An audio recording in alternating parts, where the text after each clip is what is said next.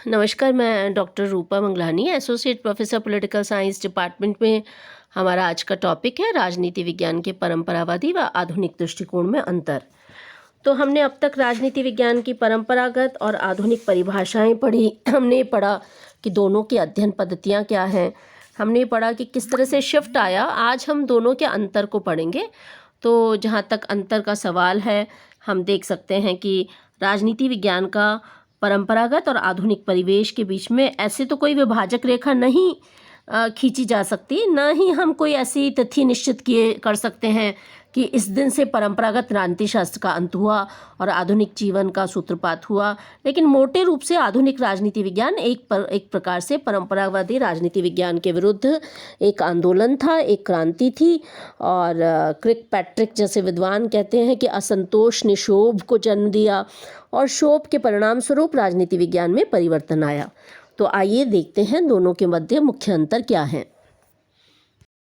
मोटे रूप से राजनीति विज्ञान के बीच मुख्य अंतर परिभाषा के संबंध में अंतर है, विषय क्षेत्र के संबंध में अंतर है, प्रकृति के संबंध में अंतर है, अध्ययन पद्धतियों के संबंध में अंतर है, प्रतिमानों का सटीक प्रयोग के संबंध में अंतर है, आंकड़ा संग्रहण और आंकड़ा विश्लेषण के बारे में अंतर है, मूल्यों के संबंध में अंतर है और उद्देश्यों के संबंध में अंतर है। आइए इसे विस्तार से जानते हैं। तो राजनीति विज्ञान की परिभाषा के संबंध में अंतर को अगर देखा जाए तो परंपरावादी विचारक राजनीति विज्ञान को राज्य और सरकार के अध्ययन का विज्ञान मानते हैं। गार्नर के अनुसार राजनीति विज्ञान का आरंभ और अंत राज्य से हुआ है। इसके विपरीत आधुनिक राजनीति वैज्ञानिक राजनीति विज्ञान को की विषय वस्तु मनुष्य का राजनीतिक व्यवहार है।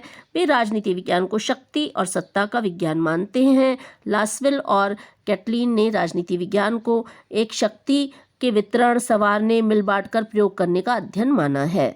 आधुनिक राजनीति विज्ञानी मानते हैं कि राजनीति विज्ञान शक्ति प्राप्त करने, उसे बनाए रखने, उसका प्रयोग करने, दूसरों को प्रभावित करने या दूसरों के प्रभाव को रोकने के संघर्षों पर केंद्रित रहता है। इस प्रकार परंपरावादी एवं आधुनिक राजनीति विज्ञान की परिभाषाओं में अंतर है और हम दोनों ही विचारकों, परंपरागत विचारकों गार्नर, गिलक्राइस्ट, सीले, लीकॉक और आधुनिक विचारक Lasswell, Catlin, David Easton, Almond, Kaplan, इन सब के बीच की परिभाषाओं के अंतर में हम दोनों के अंतर को देख सकते हैं, समझ सकते हैं।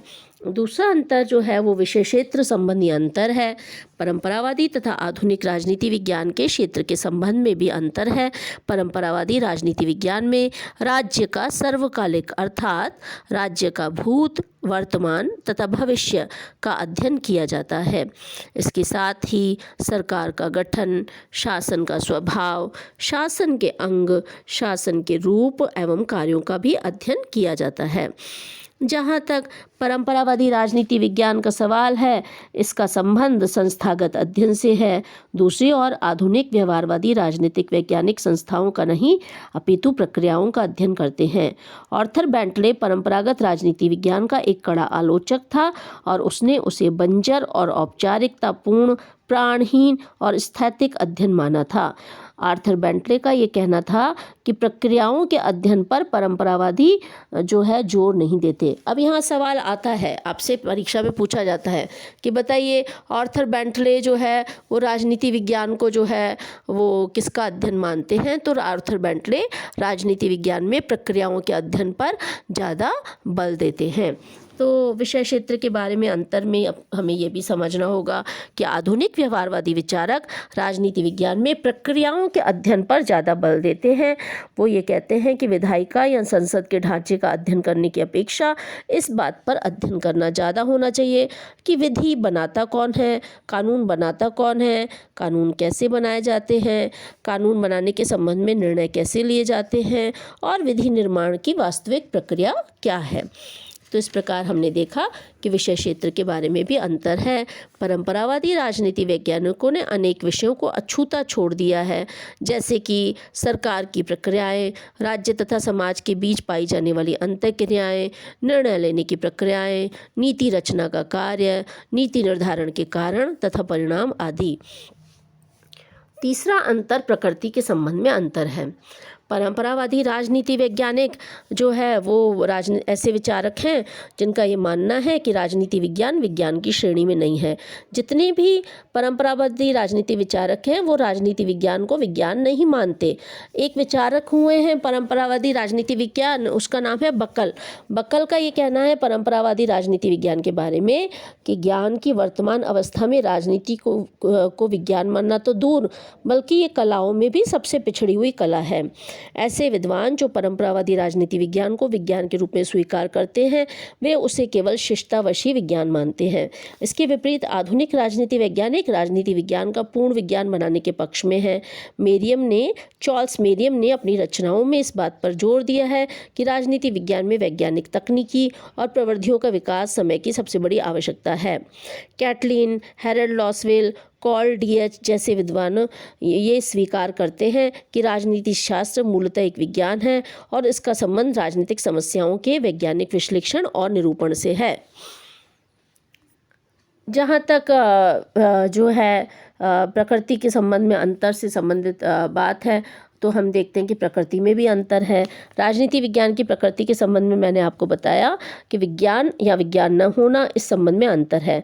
अध्ययन पद्धतियों में भी अंतर है। परंपरावादी राजनीति शास्त्री जिन अध्ययन पद्धतियों का सहारा लेते हैं वे एकदम प्राचीन और अपरिष्कृत हैं। इसमें दार्शनिक पद्धति, ऐतिहासिक पद्धति, तुलनात्मक पद्धति आदि का सहारा लिया जाता है। पिछले लेक्चर में हमने अध्ययन पद्धतियों पे बात की थी और हमने देखा कि परंपरावादी राजनीति विज्ञान और आधुनिक राजनीति विज्ञान की अध्ययन पद्धतियाँ क्या क्या हैं। इसके विपरीत आधुनिक राजनीति शास्त्रियों ने आधुनिक उपकरणों के माध्यम से राजनीति के अध्ययन पर अधिक बल दिया है।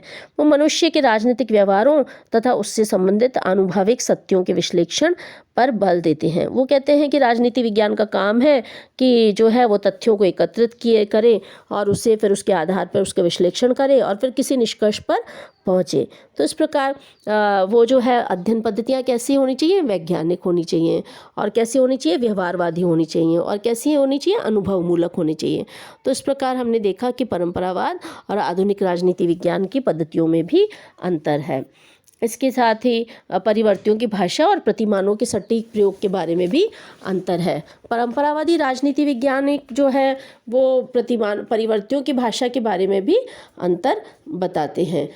राजनीति शास्त्र की इस विशेषता का जन्म दरअसल आधुनिक राजनीति विज्ञान से हुआ और जिसमें ये माना जाता है कि आधुनिक राजनीति वैज्ञानिक जितनी भी समस्याएं हैं, राजनीतिक समस्याएं, उसमें परिवर्तियों की भाषा का प्रयोग करते हैं। इस पद्धति के प्रयोग के कारण राजनीतिक सिद्धांतों के काल्पनिक पक्षों के सूत्रीकरण और प्रमाणीकरण की समस्या का हल मिल गया है।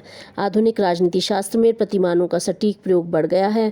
प्रतिमानों का प्रयोग प्रतीक के रूप में किया जाता है और प्रारंभ में राजनीति शास्त्रियों ने इसके प्रयोग का विरोध किया था, लेकिन आज अधिकांश राजनीतिक शास्त्री इस बात पर सहमत हैं कि राजनीति विज्ञान के प्रतीकों का प्रयोग जो है उसमें किया जाए। तो इसलिए जो है डेटा का संग्रहण किया जाता है, आंकड़ों का संग्रहण किया जाता है आधुनिक राजनीति विज्ञान में और फिर उसका विश्लेषण किया जाता है। जहाँ तक उद्देश्यों का सवाल है तो राजनीति विज्ञान के परंपरागत और आधुनिक दोनों ही दृष्टिकोणों में अंतर है। परंपरावादी राजनीति वैज्ञानिकों की मान्यता है कि राजनीति विज्ञान का उद्देश्य श्रेष्ठ जीवन की प्राप्ति के लिए प्रयत्न करना है तथा व्यक्ति के श्रेष्ठ जीवन के मार्ग को प्रशस्त करना है। इसके विपरीत व्यवहारवादी हम मानते हैं कि राजनीति विज्ञान का उद्देश्य ज्ञान के लिए ज्ञान प्राप्त करना है और जो है ज्ञान के लिए ज्ञान प्राप्त किया जाए इसमें, और प्रविधियों पे अधिक बल दिया जाता है, तकनीक पे अधिक बल दिया जाता है, सार वस्तु की उपेक्षा की जाती है। इसके लिए इन उपकरणों का प्रयोग में लाया जाता है। आगे चलकर उत्तर व्यवहारवादियों ने आधुनिक राजनीति विज्ञान के उद्देश्य के बारे में दृष्टिकोण में परिवर्तन आया और उनका ये कहना है कि राजनीति वैज्ञानिकों को एक मूक दर्शक नहीं बनना है बल्कि समस्या के समाधान के लिए भी प्रयास करना है। इसी क्रम में राजनीति विज्ञान में के परंपरावादी और आधुनिक दृष्टिकोण में मूल्यों के संबंध में भी अंतर है। परंपरावादी और आधुनिक राजनीति विज्ञान में एक बहुत बड़ा अंतर मूल्यों के संबंध में है। परंपरावादी राजनीतिक विचारक मूल्यों में आस्था रखते हैं, वे आदर्श में तथा नैतिकता में विश्वास रखते हैं। दूसरी ओर व्यवहारवादी मूल्य निरपेक्षता का दावा करते हैं। उनके अनुसार राजनीति वैज्ञानिक अपने आप को नैतिक भावनाओं, मूल्यों, आदर्शों, मिथ्या झुकावों, पक्षपात आदि से दूर रखकर वैज्ञानिक अध्ययन और अनुसंधान करें। राजनीति वैज्ञानिक को मूल्य निरपेक्ष और तटस्थ रहना चाहिए, ऐसा जो है वो कहना है उनका।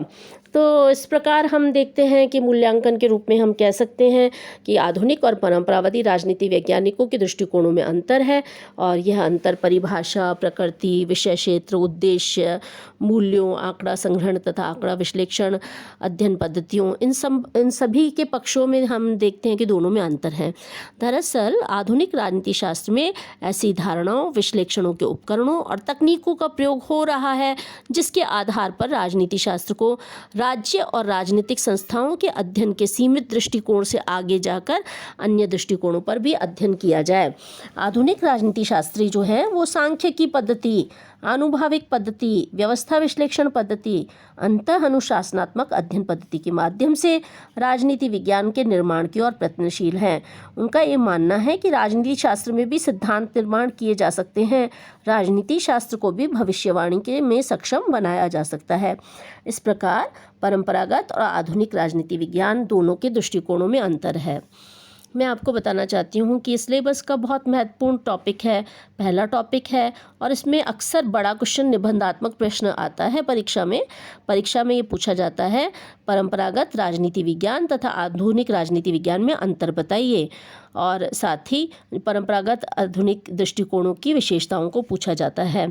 लघु उत्तरात्मक प्रश्न में पूछे जाते हैं, जैसे आधुनिक राजनीति विज्ञान की प्रकृति की 4 प्रमुख प्रवृत्तियां बताओ, या परंपरागत राजनीति विज्ञान की विशेषता बताओ, ये पूछा जाता है, या 4 मुख्य अंतर बताइए, ये पूछा जाता है। तो आप इस टॉपिक को बहुत अच्छे से तैयार करें, बहुत ही महत्वपूर्ण टॉपिक है और पहला ही टॉपिक है, और विस्तृत क्वेश्चन तैयार करें और आंसर को लिख के रखें। मुख्य अंतर से संबंधित ये प्रश्न परीक्षा में अक्सर पूछा जाता है। एग्जाम्पल दें, कोटेशन ज़रूर लिखें, कथन भी लिखें, जिससे कि आपको जो है अच्छे अंक मिल सके परीक्षा में। अच्छे आंसर लिखने की प्रैक्टिस कीजिए, और अभी से आपकी लिखने की प्रैक्टिस रहेगी तो आपको परीक्षा में दिक्कत नहीं आएगी। तो अपना और अपने परिवार के स्वास्थ्य का ध्यान रखें। शुभकामनाएं।